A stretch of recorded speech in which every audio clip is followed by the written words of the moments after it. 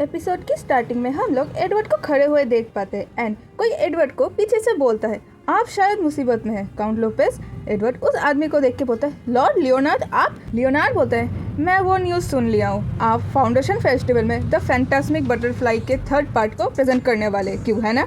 Edward बोलता है, हाँ, द फाइनल ट्रिलॉजी, इसको पहले कभी किसी ने नहीं देखा होगा, तो यहाँ चिंता करने की कोई ज़रूरत ही नहीं है। लियोनार्ड बोलता है, कितना डिसअपॉइंटिंग वाली बात है। एडवर्ड हैरान होता है, बोलते हैं, माफ़ करिए ना।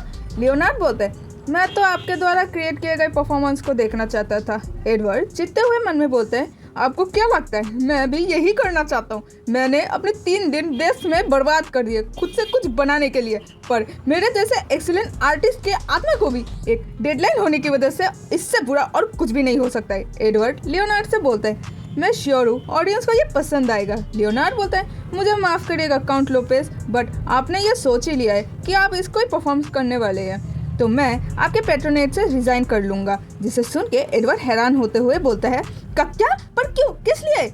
लियोनार्ड बोलता है, मैं आपके आर्टिस्टिक टैलेंट को सपोर्ट करना चाहता था, ना कि उस ओल्ड मैन के द्वारा छोड़ा गया अधूरे काम को। मैं बस आपको यही बोलना चाहूँगा कि एंड डेट ख़त्म होने से पहले आप मुझे मेरे फंड्स को दे दीजिएगा। अच्छा, मैं चलता हूँ। एडवर्ड बोलता है, अरे नहीं, रुक जाइए। एंड लियोनार्ड का हाथ पकड़ते हुए बोलता है, तब मैं अपना खुद का मास्टरपीस बनाऊंगा। जिसे सुन के लियोनार्ड हंसता है। तभी कोई किसी रूम के अंदर जाने के लिए आगे बढ़ता है, जो एडवर्ड होता है। वो लाइब्रेरी रूम में आके मन में बोलता है, जो भी कहा था क्या वो सब सच था?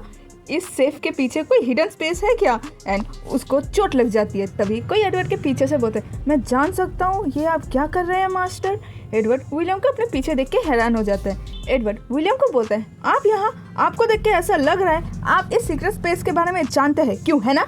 एडवर्ड विलियम को स्लैप करते हुए बोलता है, आपकी इतनी हिम्मत कैसे हुआ कि आप the head of the house से ये सब छुपा के रखे थे? यार मुझे विलियम के लिए बहुत बुरा लग रहा है। विलियम बोलते हैं, यहाँ लॉर्ड एडवर्डो के पर्सनल ट्रेजर को संभाल के रखा गया है, जो बहुत वैल्यूएबल है। एडवर्ड बोलते हैं, उसको खोलिए वरना आपको ख़त्म कर दिया जाएगा, और यह आपके ऊपर है कि आप क्या चूज़ करने वाले हैं, और आप ये भी जानते हैं कि मैं आपको आसानी से नहीं जाने देने वाला हूँ। विलियम बोलते हैं, मैं आपके लिए ओपन कर दे रहा हूँ उसको मास्टर। एडवर्ड बोलते हैं, अच्छा डिसीजन है, तो जल्दी करिए। विलियम तभी कोई हिडन बटन प्रेस करते हैं एंड वो खुल जाता है। एडवर्ड विलियम को धक्का देते हुए बोलते हैं, मेरे रास्ते से हट जाइए। एंड म्यूजिक शीट को लेते हुए मन में बोलते हैं, ये सच्ची में यहाँ पे ही है, उस ग्रेट कलाकार के द्वारा किया गया लास्ट मास्टरपीस। ये तो उस बटरफ्लाई ट्रिलॉजी के थर्ड पार्ट से भी ज्यादा लिखा गया है। एडवर्ड खुश होते हुए बोलते हैं, हाँ यही है, यही है। नेक्स्ट सीन में हम लोग दांते के मैंशन को देख पाते हैं, जहाँ दांते विनो के साइड में देखते हुए लास्ट नाइट के बारे में याद करते हुए मन में बोलता है, ऐसा लग रहा था वो इंस्पिरेशन गेन करने के लिए पूरे शिद्दत से पूछे जा रही थी, कुछ ऐसा जिसको पूरी तरीके से इग्नोर कर रही थी। दांते मुस्कुराते हुए बोलते हैं, उनका पैशन ही उनको किसी दिन ख़त्म कर देगा। तभी कोई डोर को नॉक करते हुए बोलता है, ये मैं हूँ लियोनार्ड मास्टर। दांते बोलते हैं, अंदर आ जाओ। लियोनार्ड अंदर आके बोलता है, मैं अभी लेडी एरियाना के द्वारा दिए गए जॉब को कंप्लीट करके आया हूँ, जैसा कि उन्होंने सोचा था। काउंट लोपेस तुरंत अपना माइंड चेंज कर लिए थे जैसे ही मैंने उनसे उनके द्वारा क्रिएट किया हुआ वर्क को करने के लिए बोला हूँ, तो उन्होंने फाउंडेशन फेस्टिवल में अपने खुद के क्रिएशन परफॉर्मेंस करेंगे, और वो भी पूरे कॉन्फिडेंस के साथ। मैं लेडी एरियाना की थिंकिंग को देख के मैं अमेज्ड हो गया हूँ, जैसे वो अपने ओपोनेंट्स के माइंड को प्रिडिक्ट कर लेती है, और जैसे वो अपने प्लान्स को, डिज़ाइन को एग्जीक्यूट करती है, वो कमाल का है। ये शायद बस मेरा ही सोच है, वो अपने बैटल टैक्टिक्स को अच्छे से सक्सेसफुल कर सकती है। दांते गुस्से से बोलता है, अपने नॉनसेंस वाली बातों से मेरा टाइम वेस्ट मत करो, तुमको बस यही रिपोर्ट देना था। लियोनार्ड बोलता है, क्या आपको याद है the league of the dawn के मेंबर्स जिनको हम लोग पीछे कर रहे थे, जिनका कनेक्शन ब्रोकन पॉन शॉप के साथ भी था?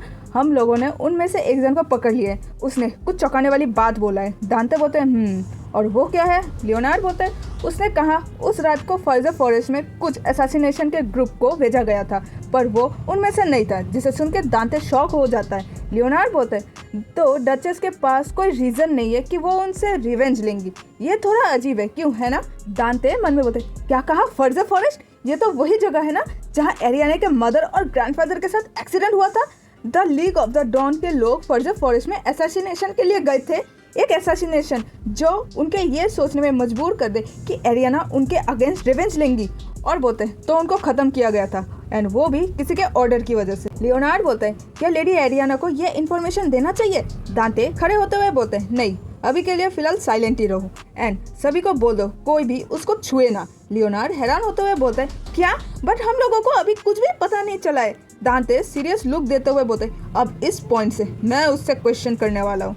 नेक्स्ट सीन में हम लोग फाउंडेशन फेस्टिवल वाले दिन को देख पाते हैं जहाँ पे बहुत सारे कैरेज आ रहे थे एंड अदर्स लोग बोले जा रहे थे कैरेज का लाइन जैसे खत्म ही नहीं हो रहा है। दूसरा पर्सन बोलते क्यों ना हो, आखिर फाउंडेशन फेस्टिवल एम्पायर का मान सम्मान है। एक कैरेज से कुछ लोग उतर रहे थे एंड उनको देख के लोग बोले जा रहे थे एंडे किंगडम के लोग इस साल भी अजीब ड्रेस पहन के आए हैं। दूसरा पर्सन बोलता है हाँ बट देखना ये फैशन वाले आउटफिट्स भी नेक्स्ट ईयर तक कैपिटल में फेमस हो जाएंगे। किसी पर्सन को देखते हुए बोलते हैं वो एंडे किंगडम के एल्डेस्ट सन है, क्यों है ना, मैंने सुना है वो आर्ट्स में बहुत अच्छे, मुझे लगा नहीं था वो इतने हैंडसम भी होंगे। एक आदमी एंड उसके साथ वाले लोग कुछ नोटिस करते हुए बोलते हैं हाँ क्या क्या, वो कैरेज देखने में कितना स्ट्रेंज है। तो हम लोग उस कैरेज को देख पाते हैं। वो आदमी बोलता है ये सभी कालका किंगडम के डेलीगेशन है ना, वो सभी फाउंडेशन फेस्टिवल में क्या कर रहे हैं, मुझे लगा था वो लोग खुद को दूर रखने वाले, शायद दांते ने उन लोगों को इनवाइट किए होंगे।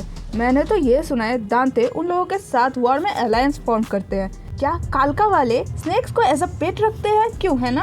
एंड मैंने ये तक सुना है कि वो लोग बारबेरियंस को खत्म करके उनके स्कल में वाइन ड्रिंक करते हैं। माय गुडनेस, ये लोग कितने खतरनाक है। तो हम लोग कालका किंगडम के हाई कमांडर को देख पाते हैं जिसका नाम है तोमान।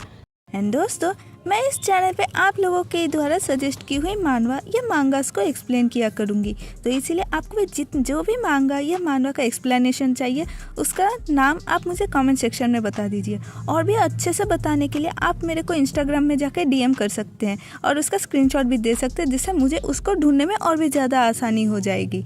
और फिर तो और मैं नहीं पकाते हुए आज की वीडियो को शुरू करती हूँ। तोमान तभी कुछ नोटिस करता है एंड वो दांते को बुलाता है जहाँ दांते के साथ एरियाना भी होती है। तोमान दांते के पास आके बोलता है बहुत दिनों बाद मिले योर ग्रेस। दांते बोलता है आपसे मिलके अच्छा लगा तोमान, मैं होप कर रहा हूँ आपकी जर्नी अच्छे से हुआ होगा।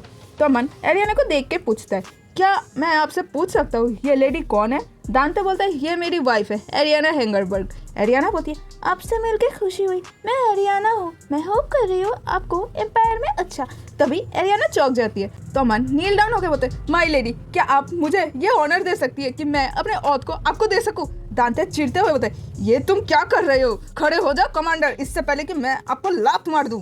जिसे सुन के तोमान हंसने लगता है एंड बोलते हैं मुझे माफ कर दीजिएगा अगर आपको मेरी वजह से दिक्कत हुआ है। तब हम कालकंस अपने औहद को उसी ब्यूटीफुल पर्सन को ग्रैंड करते हैं जिनसे हम लोग अपने लाइफ में मिलते हैं एंड अब ड्यूक की वाइफ भी है जो मेरे पीपल्स के सेवियर है।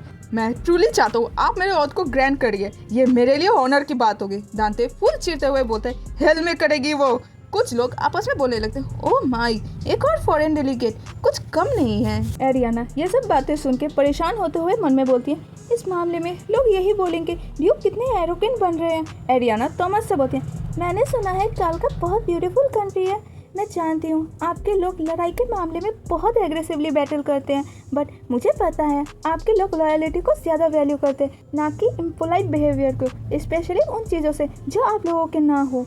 तो मन खड़े होते हुए बोलते आप लगभग सही बोल रही हैं। हम कालकंस उनको ही रिवॉर्ड ग्रांट करते जो हम लोगों के लॉयल्टी को वैल्यू कर सके और उसको समझ सके। अगर आपको कभी मौका मिले कालका में आने, तभी दांते तुरंत बोलता है वो कभी नहीं होगा, मेरे आदमी बहुत है मेरी वाइफ को प्रोटेक्ट करने के लिए, चलो यहाँ से चलते हैं। एरियाना दांते से बोलती क्या उनको ऐसे छोड़ के जाना सही रहेगा, मैं आपकी वाइफ हूँ इसीलिए वो मेरे साथ पोलाइट बिहेव कर रहे थे।